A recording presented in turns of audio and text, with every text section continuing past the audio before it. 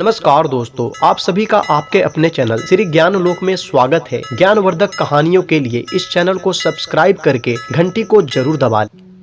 नमस्कार दोस्तों, जय श्री कृष्णा, राधे राधे। दोस्तों, कर्म, भाग्य और बुद्धि तीनों में सबसे ज्यादा प्रभावशाली कौन है, या यूं कहें कि तीनों में प्रधान कौन है, या कौन ज्यादा महत्व रखता है।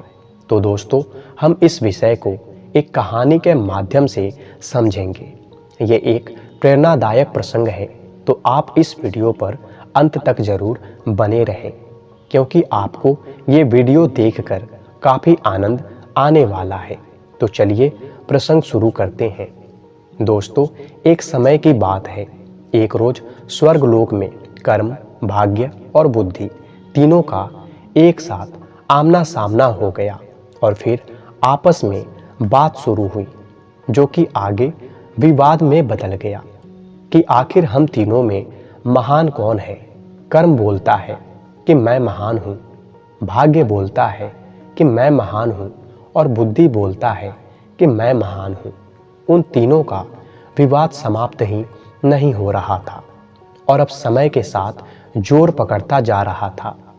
तभी वहां से होकर नारद जी जा रहे थे। कर्म, भाग्य और बुद्धि इन तीनों के विवाद को सुनकर वो उनके पास जा पहुंचे और नारद मुनि ने पूछा, क्या बात है, किस बात पर विवाद हो रहा है।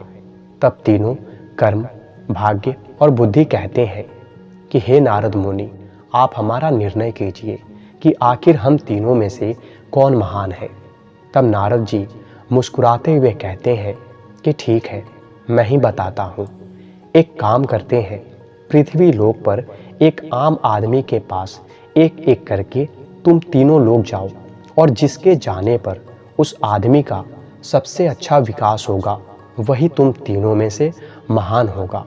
उसके बाद नारद जी वहां से चले गए। तब एक साथ कर्म, भाग्य और बुद्धि तीनों पृथ्वी लोक की ओर चल दिए और उन्होंने वहां एक लकड़हारे को देखा।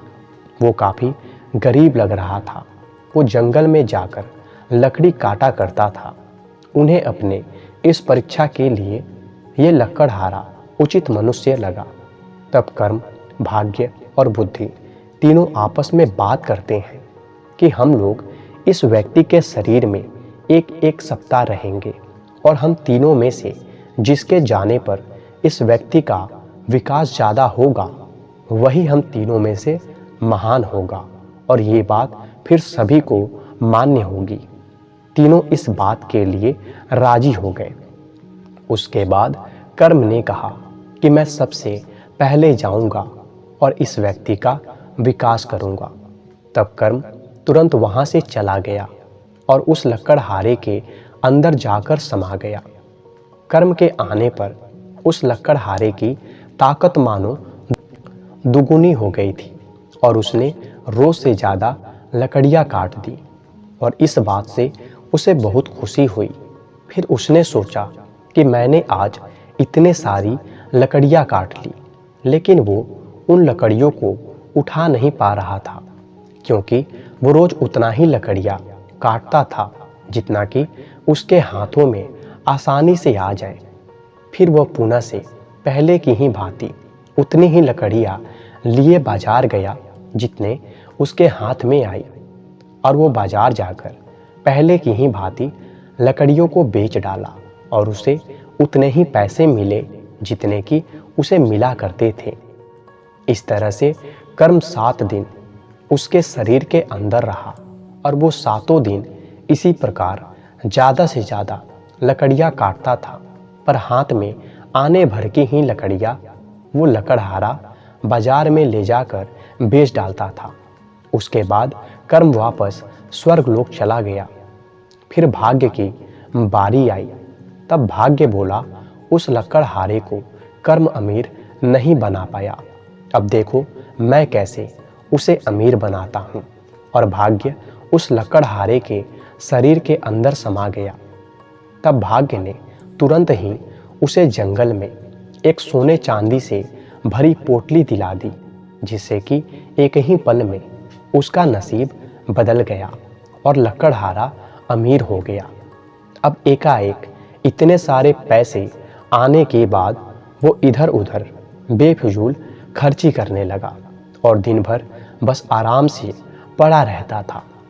पैसा तो आ गया था, पर ज्ञान अर्थात बुद्धि और कर्म तो थी नहीं कि वो उन पैसों को सही इस्तेमाल में लगा सके, क्योंकि कर्म तो उस लकड़हारे के शरीर से पहले ही निकल चुका था और वो बहुत आलसी हो गया था। अब धीरे धीरे करके वो सारा पैसा भी खर्च होता गया और लकड़हारा पहले वाली स्थिति में ही आ पहुंचा और फिर भाग्य का भी समय समाप्त हो गया। तब भाग्य भी वापस स्वर्गलोक चला गया और भाग्य स्वर्गलोक जाकर उदास होकर बैठ गया। तब बुद्धि ने कहा कि कर्म, तुम भी उस व्यक्ति के पास गए और भाग्य भी गया, लेकिन उस व्यक्ति का विकास नहीं हो पाया। अब देखो मैं जाता हूँ और क्या करता हूँ। उसके बाद बुद्धि उस लकड़हारे के मस्तिष्क में प्रवेश कर गई। जैसे ही बुद्धि ने उसके मस्तिष्क में प्रवेश किया, वैसे ही उस लकड़हारे को बहुत ज्ञान का आभास हुआ। तब उस लकड़हारे ने कुल्हाड़ी को बहुत ही धारदार बनाया और फिर वो जंगल में लकड़ी काटने गया।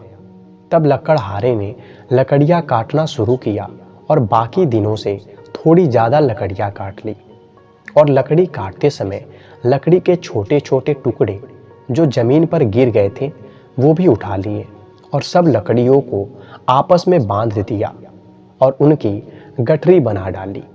कुछ बड़े लकड़ियों का एक मजबूत ढांचा तैयार किया जिस पर कि वो बांधे हुए लकड़ियों के गठरियों को रखकर उसे खींचता हुआ बाजार ले जा सके। फिर वो सभी लकड़ियों को लेकर बाजार पहुंचा और उन्हें बेच डाला, जिससे उसको उस दिन रोज से ज़्यादा पैसा मिला। तब लकड़हारे ने उन पैसों से एक और कुल्हाड़ी खरीद ली। अगली सुबह फिर लकड़ी काटने गया। तब दोनों कुल्हाड़ियों में अच्छी तरह धार बना ली। फिर वो लकड़हारा लकड़ी काटने लगा और फिर लकड़ी काटते काटते एक कुल्हाड़ी की धार कम हो जाती तो वो दूसरी कुल्हाड़ी का उपयोग कर लेता। इस प्रकार उस लकड़हारे को आज पहले दिन से ज़्यादा पैसे मिले। फिर वो लकड़हारा रोज ऐसा ही करता गया। एक ही बार में ढेर सारी लकड़ियाँ काटता और एक पटरी पर रखकर उन्हें खींचकर बाजार ले जाता और बाजार में लकड़ियों को बेच आता।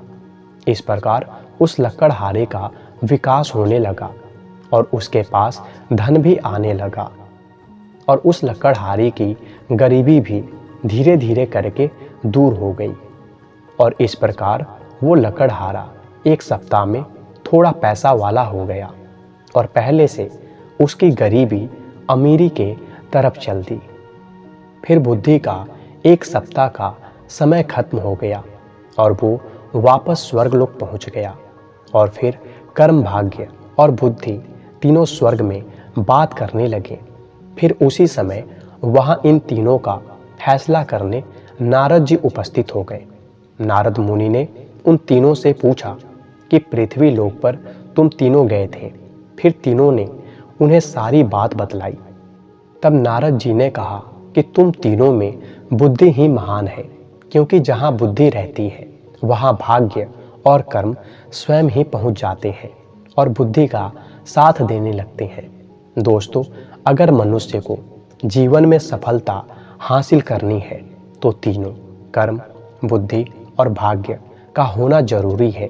अगर इन तीनों में से एक भी नहीं रहा तो असफलता में रुकावट पैदा हो जाएगी।